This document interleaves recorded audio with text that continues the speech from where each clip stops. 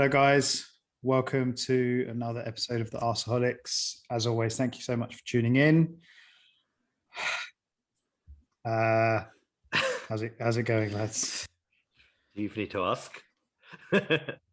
Terribly. Yeah. Didn't really want to record tonight, but we're going to have to, I guess, because we've committed to this now, haven't we? Yeah. This was always a danger, right? That we knew this moment was coming. Yeah. Well, I didn't personally think it was today, but yeah. No, not today, but not yeah. today. So we're out of the Europa League. 0-0 draw at home to Villarreal, going out 2-1 on aggregate. Where do we start, lads? I think there's like 100 ways in which we thought that this game would go. I don't think any of us thought 0-0. Nero did predict a draw, to be fair. But he said 2-2 when I messaged him and spoke to him about it. But yeah, you're right. No one really thought no team would score, and the game would pan out the way it did. Can I ask you a question? Are you, like, deep down, are you genuinely surprised or shocked that this happened, that we went out? I'm not. I think I said when we were trying to predict the outcome of this game today, I was struggling to come up with a scoreline because it was just so unpredictable, and we have been all season. So I'm not really that surprised that we've gone out, but I think the way that it's happened is quite surprising. We've been poor at home all season. We haven't been scoring goals really all season. So I guess from that point of view, it's not really that surprising.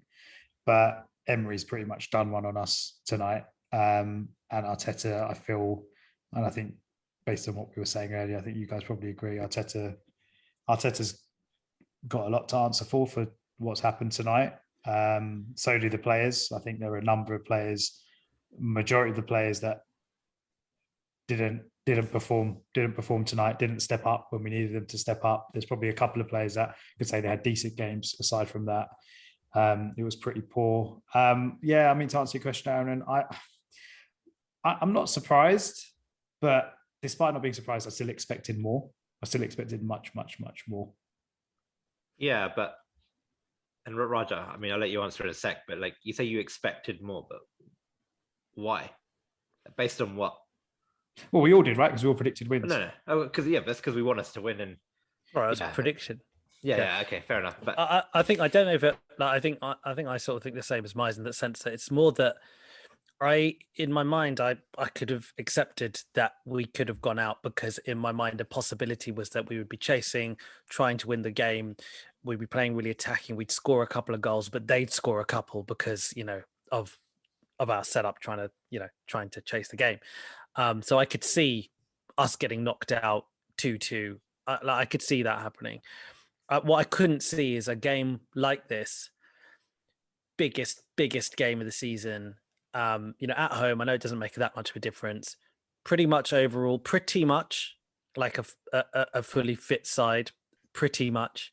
And to play a game where you just mismanage it at such a comprehensive end-to-end level, and where the players just looked so nervous for the whole game. I didn't predict that. I didn't predict that we would be so bad at playing football today. That bit, actually, to be fair, I could. Yeah, you're right. Like, I didn't predict it, and I think we're all quite guilty of being too optimistic with this team. But the fact that we were so bad at playing football, that's been our league form this season. This game, in my opinion, was just our league performances catching up with our Europa League form, and then meeting, because we've pulled so many of these types of performances in the league where we're just completely going forward as a team. And I don't want to single out individual players too much today, because I don't think any one individual player was at fault. But as a team, I just think we don't know how to attack. We don't know how to create chances. The system and patterns of play of how we try and score goals just hasn't been working for a long, long time.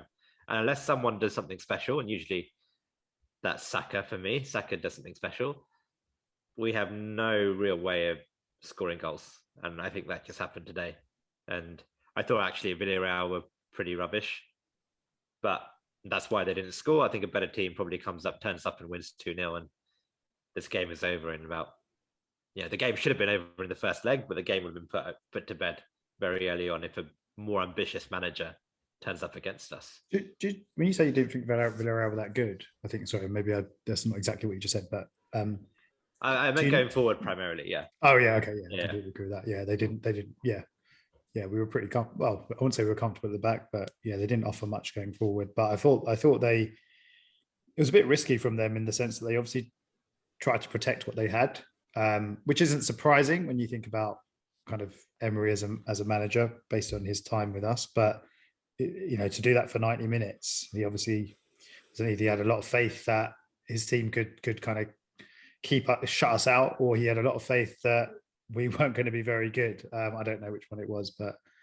yeah, I thought Emery set them up quite well, especially as like you said, Aaron, and we've been struggling all season to that kind of attacking element of the game and build up play. Like we were saying in the first half, right? The build up play was just so sideways and backwards, and we've seen a lot of that this season. And there was no energy, there was no kind of impetus, there was no we're all sitting there watching it thinking this is a semi-final of the European competition that we needed to score. It wasn't like we were sitting on a lead, and they came out and there was very little enthusiasm, all the words you used to describe what you'd expect them, how you'd expect them to come out. There was none of that pretty much throughout the 90 minutes, really, apart from the last 20 minutes. There's a period at the start of the second half when I think Pepe had his chance and ESI had his chance, and then it went flat again. And then obviously, as you'd probably expect with us chasing, the last 10-20 minutes we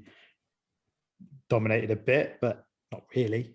I was watching us in the 90th minute or so, and we were just giving away stupid fouls in our area, and it wasn't like we were pumping the ball forward, or everyone was getting forward, and like we were talking about it during the game, right, at the Wenger days of all out attack and creating chances, and there was none of that. There was really, really none of that. The chances were so limited. Yeah, with it, it's hard to understand. When you look at Arteta and you think, should he have done more? And I think the answer is yeah, but it's hard because I don't think tactically there was a massive issue. On paper, he played a very attacking unit. He almost had all the ingredients on the pitch to get the maximum out of the attacking potential this team has, going from having, even by accident, having Tierney in the team at the end, and just having Saka, Odegaard, ESR, Pepe, Oba, all on the pitch at the same time.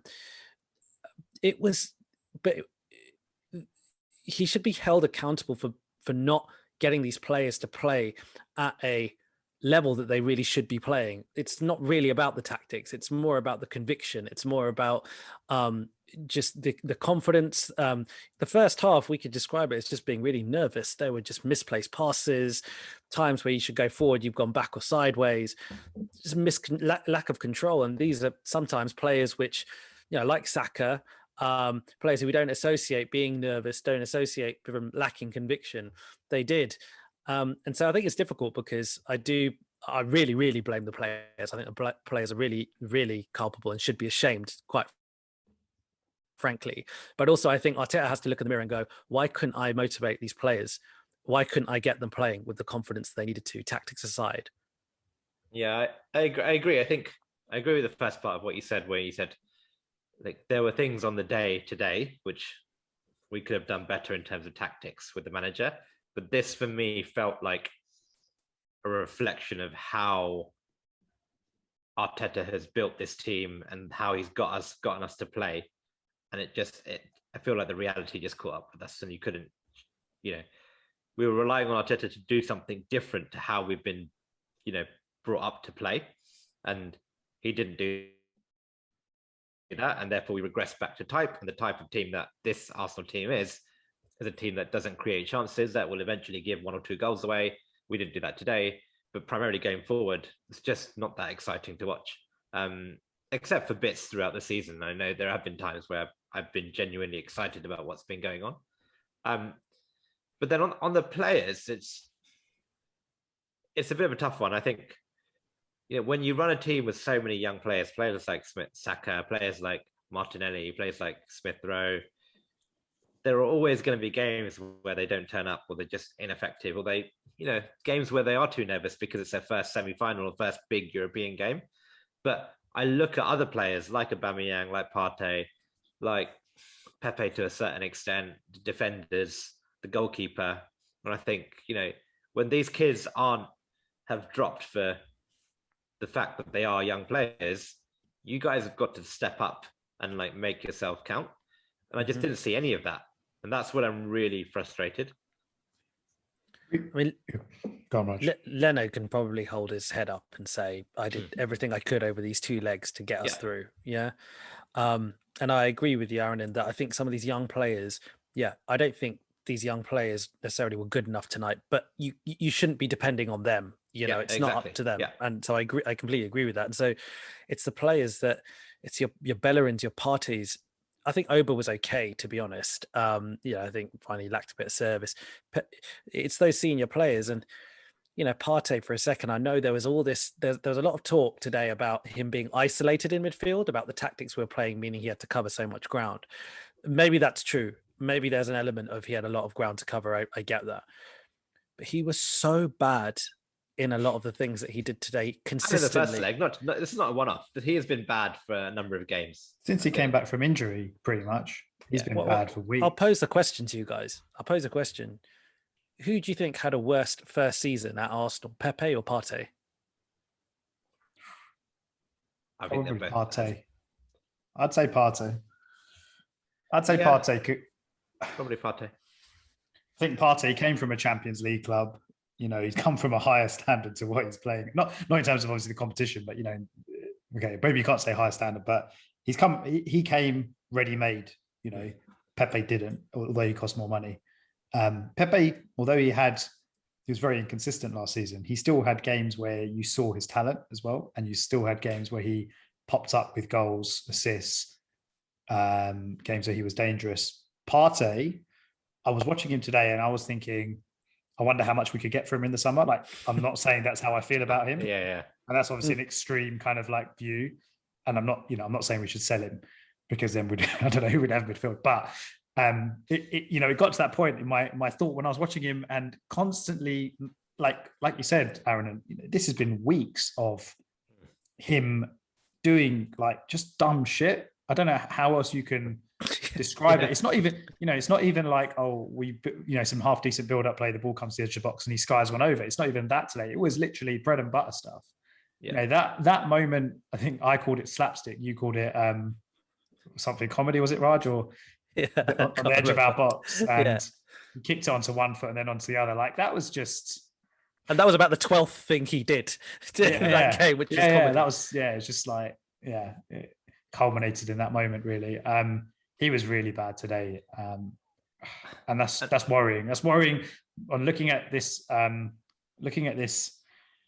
as a obviously now we need to have a think about and have a chat about later, what our squad looks like and who we want to keep, who we don't, who wants to hang around. But the Partey thing is a massive issue for me. I don't know if it's just a form thing, and if it is, then okay, I'm not sure. But he can't even play a basic pass at the moment, and he's doing the same thing every game where he's receiving the ball in the half turn, 40 yards from goal, and then he's either he comes out of it, beats 2 men and comes out of it looking like Iniesta, or he's doing the opposite and he gets robbed, and then we're completely exposed. And it's the things that we were complaining about someone like Granit Xhaka doing in the last few years. I know that's just one specific player that we're talking about, but I think it's worth a mention because he's been awful. Another question for you guys. And so in Arteta's post-match interview, he alluded to the fact that although Raj, you said on paper this was maybe 1 or 2 players away from our first team, and in reality a number of those players either weren't fully fit, or primarily they weren't fully fit. So I look at that and say Aubameyang, you know, in an ideal world, would have had a run of games where he was ready. Tierney clearly didn't look fully fit and wasn't supposed to start. Xhaka would have played, but obviously he got injured in the warm-up. So there were a lot of changes, and then you got David Luiz, who was out as well. Do you give Arteta the benefit of the doubt that if those players were around, we would look multiple times better? Because if we're a little bit better, I don't think that's good enough. But do you think we would look a lot better? No, and I don't, mate. You know, and if we did, I think you go and look at Villarreal. Villarreal had players out. Villarreal had Foyth, who was one of their best players in the first leg, out. They had Capoue out. They had one of their best players. You know, obviously Moreno's probably the best, but Chukwueze gets injured in the first half. They had problems. They had to deal with it, and that's just football, isn't it? Like, it just happens. And yes, fine. Like, Xhaka was meant to start, but to be honest, like, we all really wanted a fit Tierney. We would rather Tierney play at left back than Xhaka, and and that happened, and whatever. Like, no, it's not. It's just not good enough. But I mean, the one thing that I'll probably say, to Arteta, in Arteta's defense, is there were the few chances that we did have. We probably should have done better with those chances. And okay, a couple of them, actually, in fairness, wasn't necessarily that we should have done better, but were just very close. Like when Aubameyang hits the post twice, that was very unlucky, particularly the header. That could spin anywhere. That it was very, very hard. Smith Rowe should have done better when he had his opportunity. And there was a couple of others. I think Pepe, had a big slash. Holding had a couple of headers. One of those goes in, we're through, and we reflect on the game slightly differently, right? So the only thing I would give him in defense is saying that, okay, fine, like there were a number of chances, but overall, like, can you say that we really deserved over 2 legs to go through? At this level, one car crash half is enough to send you out, and that's what we had. We had a car crash half in the first leg.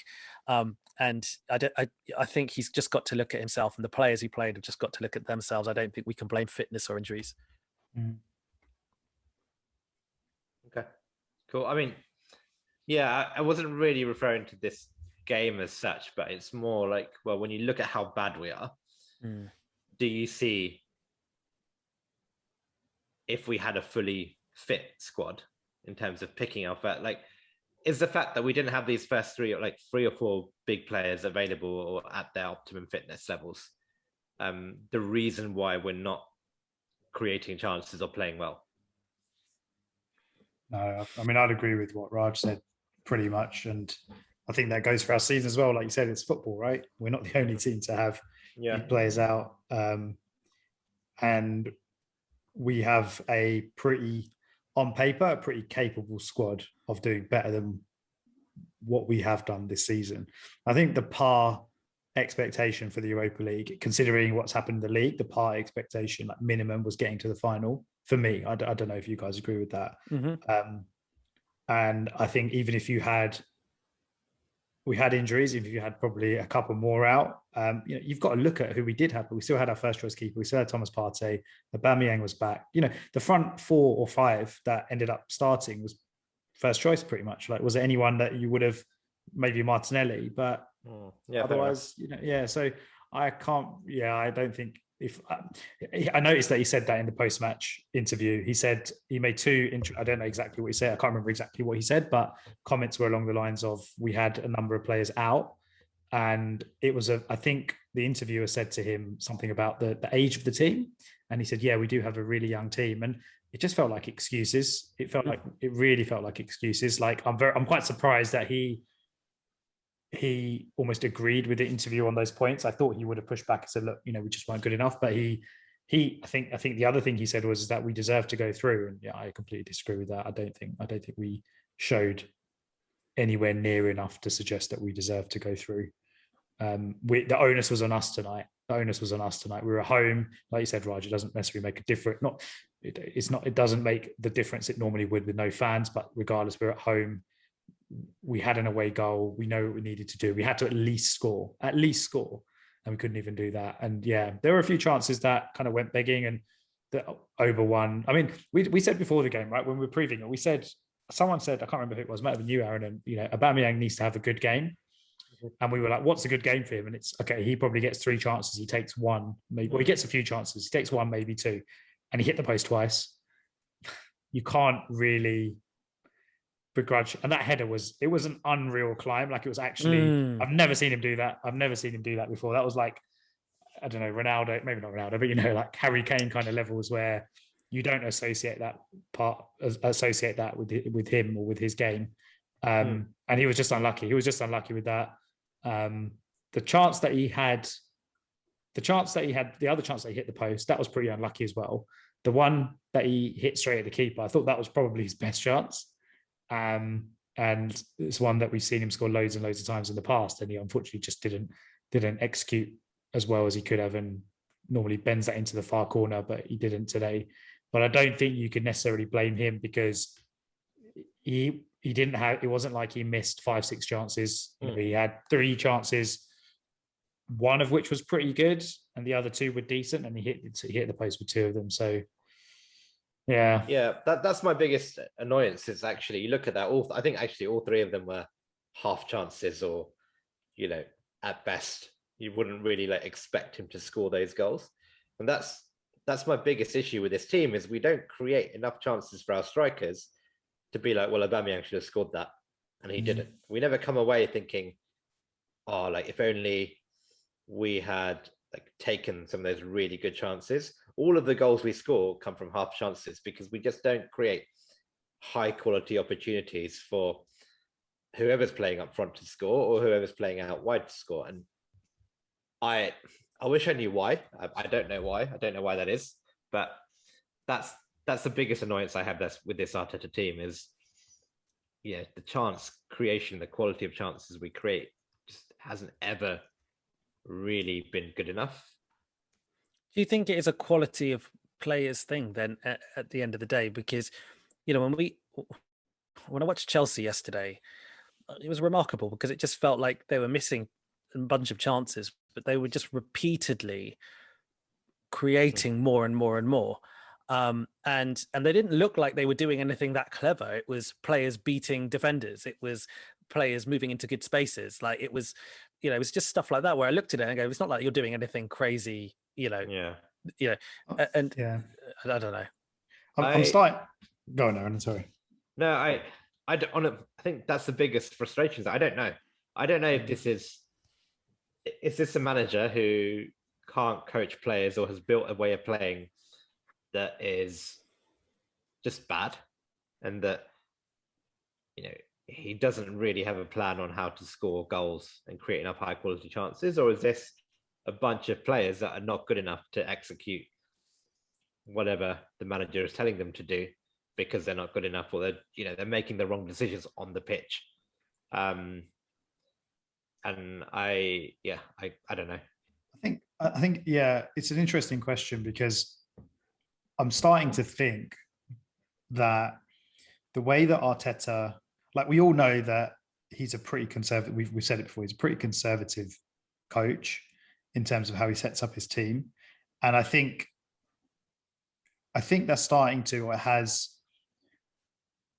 kind of made its way into the players' minds a little bit. If you watch today, we were saying the first half, we were very cautious, nervous, and you've got players like Pepe, Aubameyang, Saka, who should just be once they get the ball, they should just be full flow running at their back line.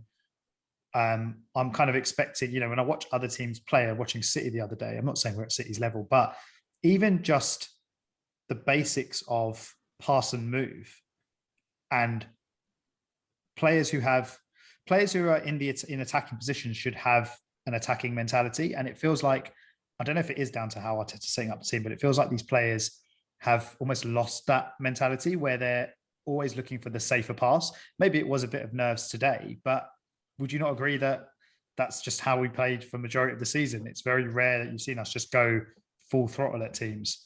And I'm a little bit worried that is down to Arteta. I'm not saying he's telling the team to go out and pass backwards, be cautious. But if you set your team up a certain way, and maybe the message you're saying is, you know, keep it tight, don't concede. I don't know. But it's almost like we're coming into these games as like the inferior team, like in terms of our mentality. I have this theory, and I don't know how well it is, but I almost feel like we're a bit too scripted and a bit overcoached, maybe. And that talk about a podcast.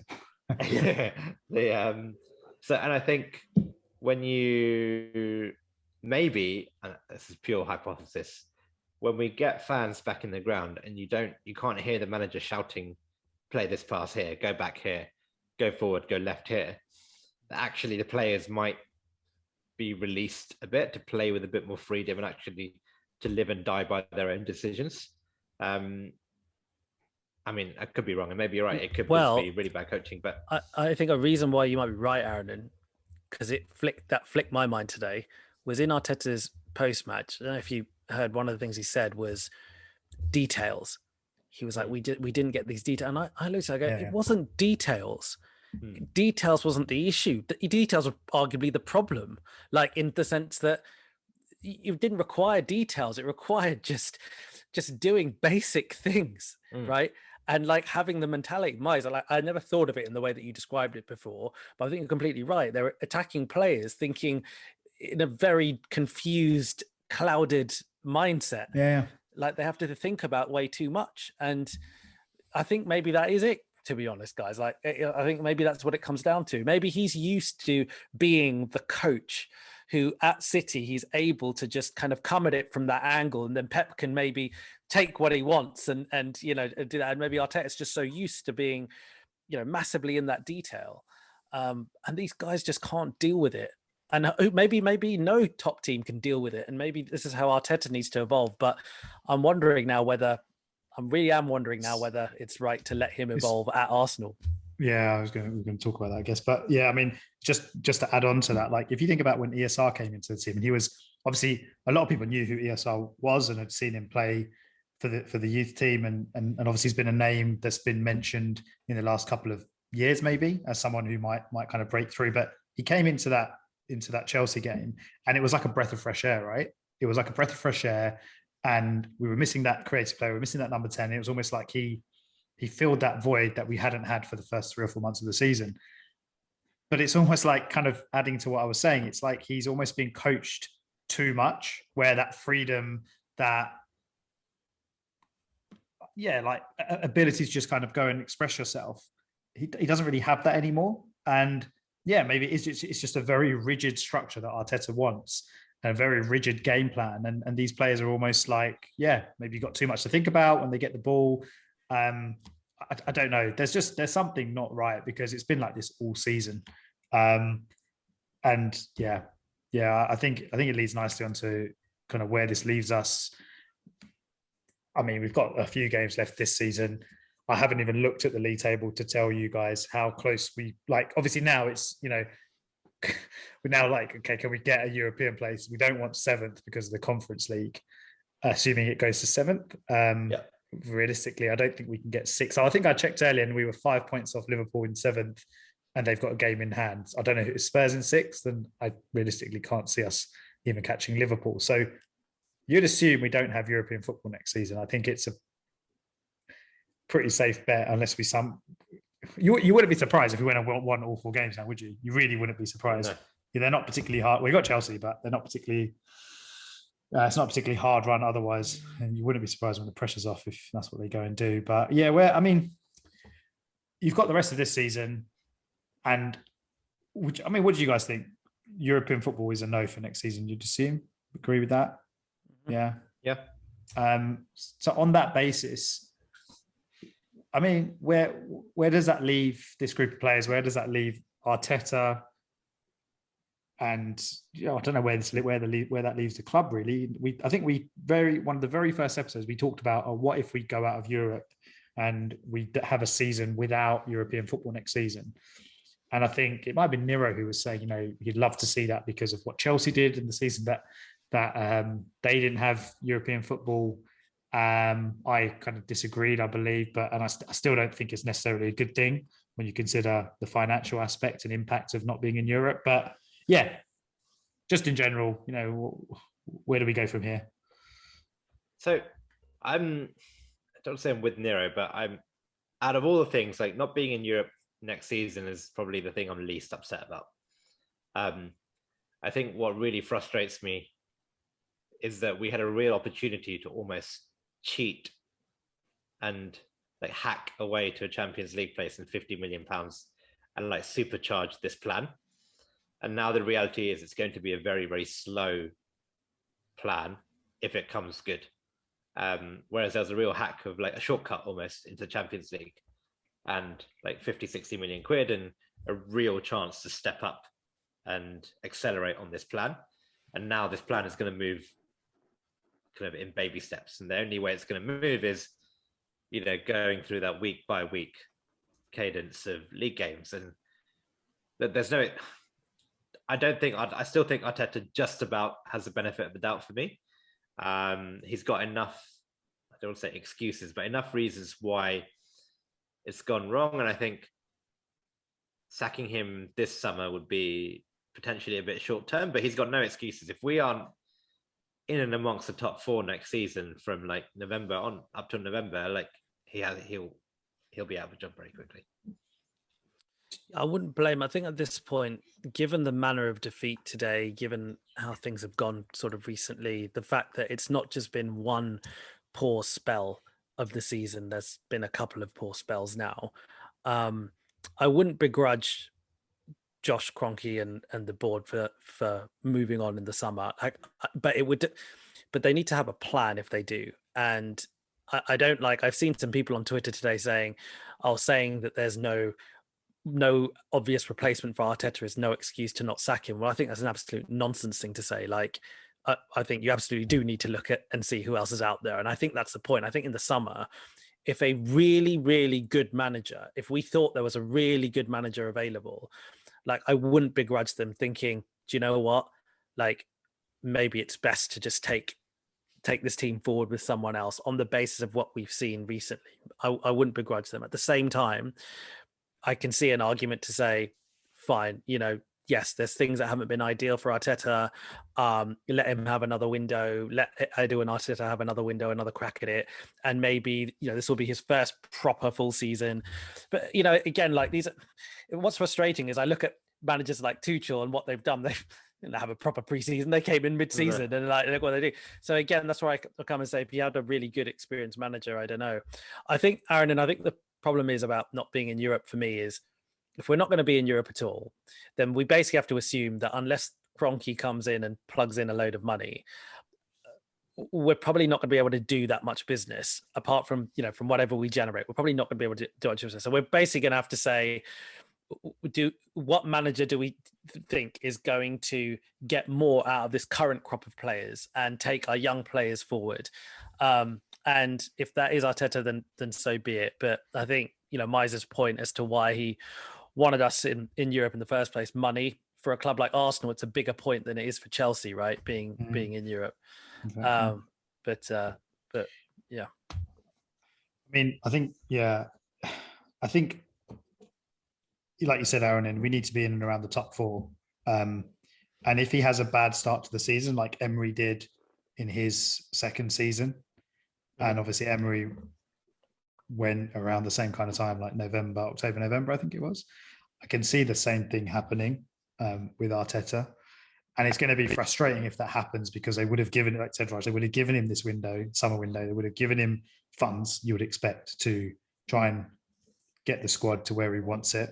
They would have, made those changes essentially to the team. And I can kind of see it going that way because I don't really see how on earth this, I'm really worried as to how he's going to change things from here because we haven't been in bad form. Like you said, Raj, it's been like a few bad patches of form, but over the course of a season, that is your season, right? And we are currently the ninth best team in the league.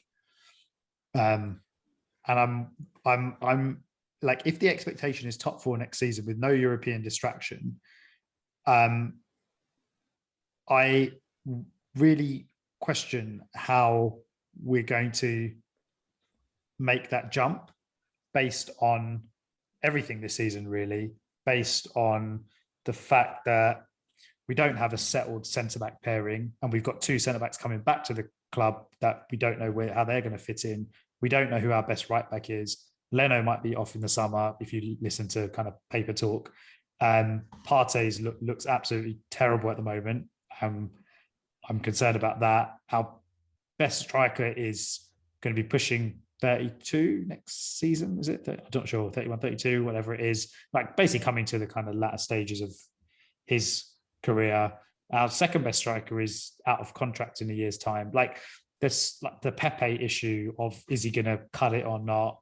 There's just so many things to kind of sort out, and it's a lot for a manager who's of the age of Arteta, inexperienced, and his first role, his first job as a head coach or manager, as his official title is.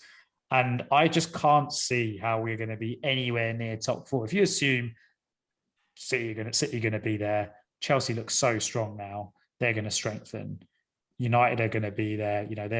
They seem to be on an upwards trajectory. And then you've kind of got this fourth place where Liverpool, you'd expect, would come back. Spurs are going to be around that kind of area, and teams like Leicester, for example, like we're miles off. We're just so far off, and no European football next season. Now we need to attract even better players than what we've currently got. Yeah, I don't think so. I was just going to say, I don't think any player in Europe watching us over the course of the season is going to be like, I really want to go and join the Arsenal team. Even if we were losing half the number of games we were playing, like we basically are now, if we were doing it under a Wenger team, I could see players being like, oh, I'd love to go and play for them because they play amazing football. They just can't defend, which was always the problem for under the latter years of Wenger. This is kind of, but there's just so many problems to fix. It's concerning. It's really concerning. Yeah, I agree. The one caveat with that is I actually think it's potentially a bit easier to do a rebuild when you only have to rebuild for a team not playing in Europe. When you have to rebuild for a team that's playing once a week plus cup games, we're gonna, I'm not gonna exaggerate because we're always going to get injuries, but you need 11 first team players, 3 or 4 subs. And you actually don't need to rotate that much. You can play your first team week in, week out. And actually, given the list of things that you said we need to figure out, maybe we don't need to go and find a new centre back because we've probably got 4 that are okay. Maybe, look, I agree. Compared to the top 4 that you listed, the first team is still like a little bit away. But you look at what West Ham have done. They don't have a top 4 squad. They don't have a top 4 first 11. You look at Leicester, they have some good players. They've become good players, but on paper, they were never a top 4.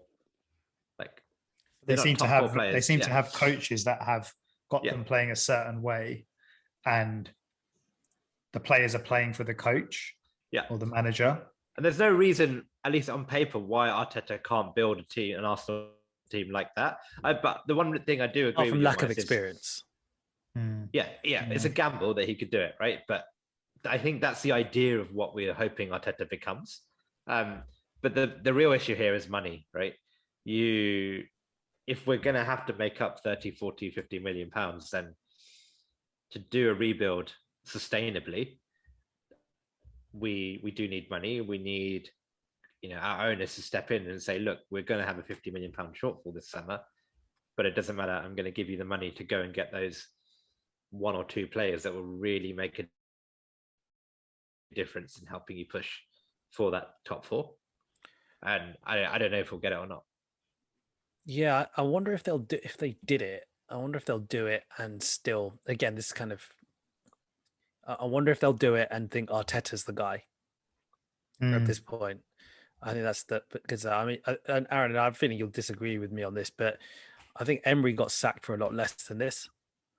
Like this season has been horrific, and even the season where we tanked and we ended up finishing 5th under Emery, like we were 2 points off third, even at the end of that season, 2 points off third.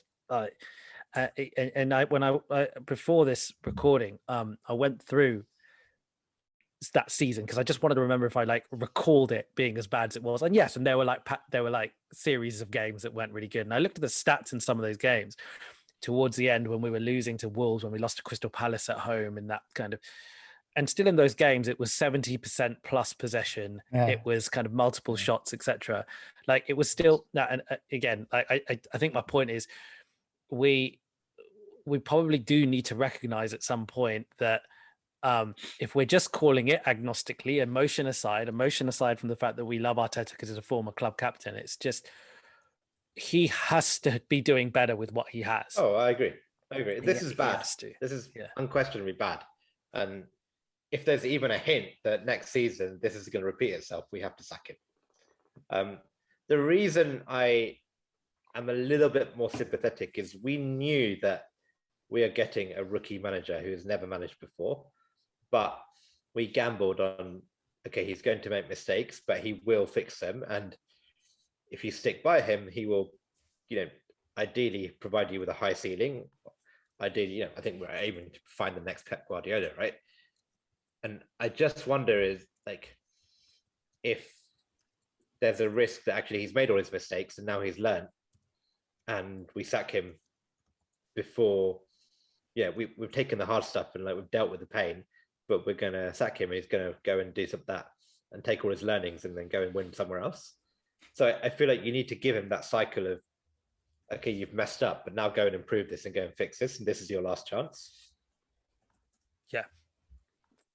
Yeah, I think that's fair. I think that's us being very patient as Arsenal fans, if we're willing to say that. We're effectively, again, really, really sort of, I think, taking a stance that many fans of other top, in inverted commas clubs, wouldn't take that stance.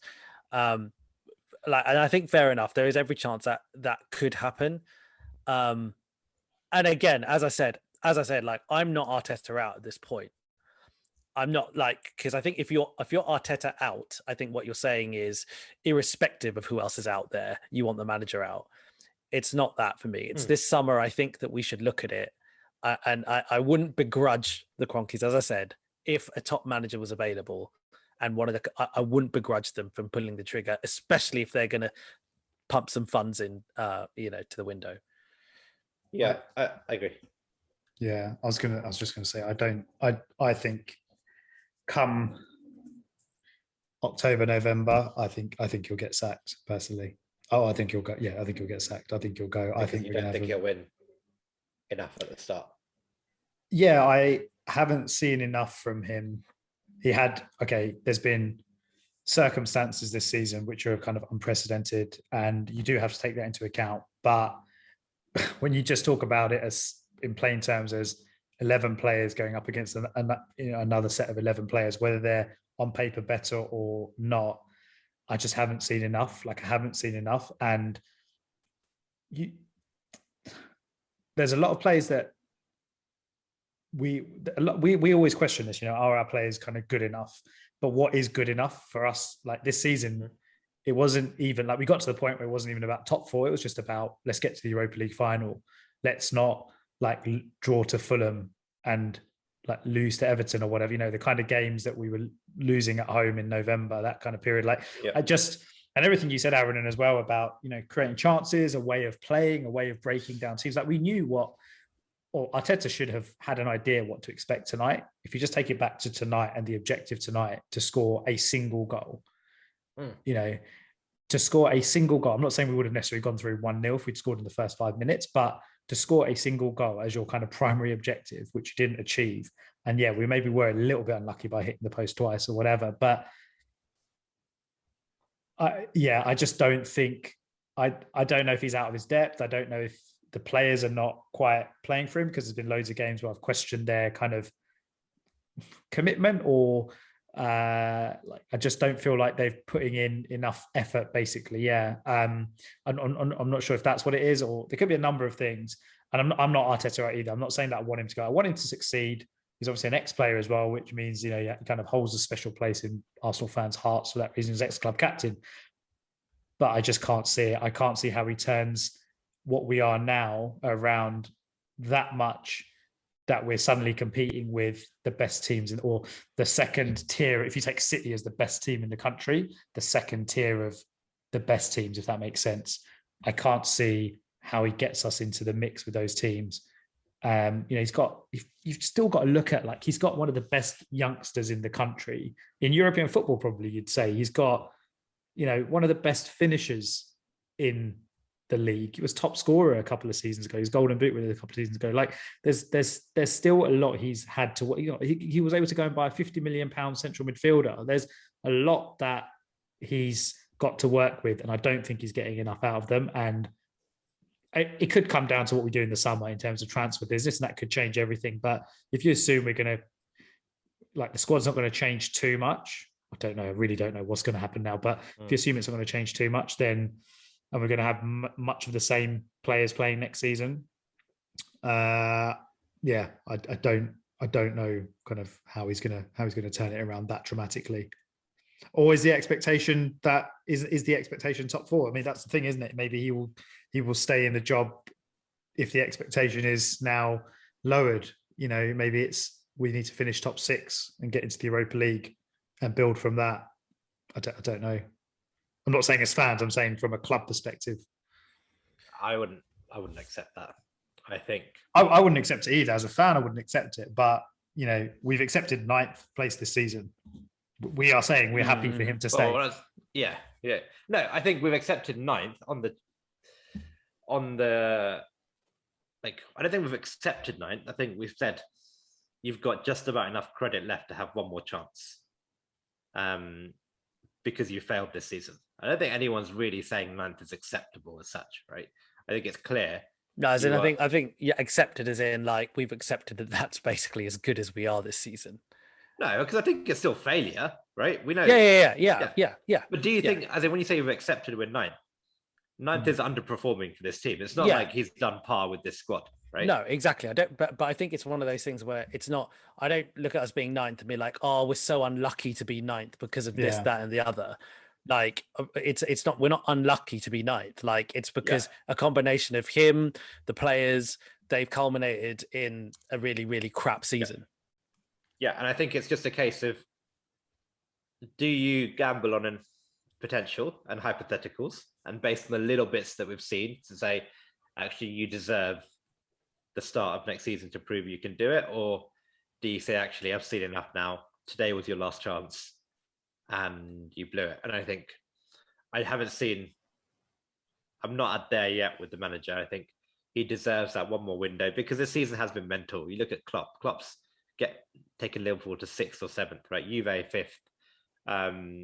So this pandemic does weird things to players. It's just been such an abnormal season. West Ham are fighting for European places. Weird things have happened this season, right? So I would give him the start of a normal season and make it very clear this is your last chance. And if you blow it, you're not getting the benefit of the doubt anymore. Yeah.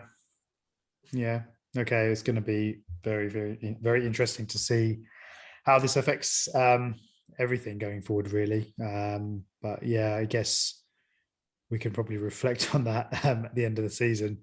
All right, guys. Well, disappointing night, disappointing season. We still have a few games left to play. I don't think we're going to even think about our game on Sunday for now, but we do have a game on Sunday. So I guess we will see everyone. We're not going to do a prediction. Sunday? We did a prediction. Do you want to do? I haven't even thought. I don't even know who we're playing. Is it West Brom? West Brom away. I'm going to go. It's not West Brom away. We're at home, right? Are we at home again? Are we? We're losing 1-0.